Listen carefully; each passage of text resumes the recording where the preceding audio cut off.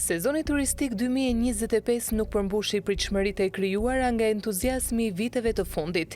Turistët u larguan, shqiptarët u pushuan në jashtë vendit.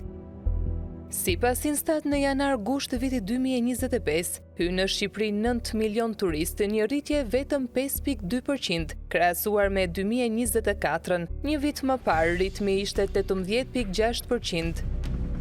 Kryeministri Rama deklaroi se këtë vit kemi 500.000 vizitorë më shumë. Rama theksoi se Shqipëria duhet të synojë turistë që shpenzojnë më shumë.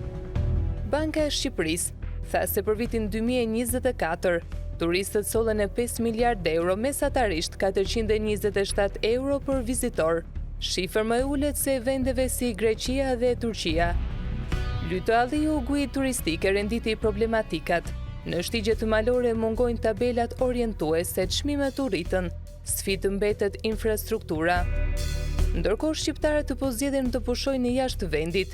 Në janar korrik të 2025-s u regjistruan 4.8 milion dalje, 9% më shumë se një vit më parë.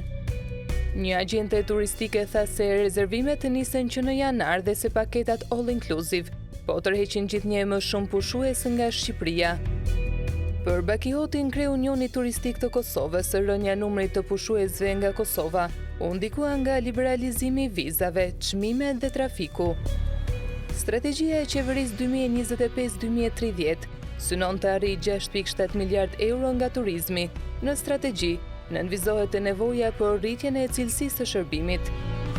Me çmime të larta, problematikat infrastrukturore, Shqipëria rrezikon të humbasë jo vetëm turistët e huaj, por edhe besimin e qytetarëve të saj.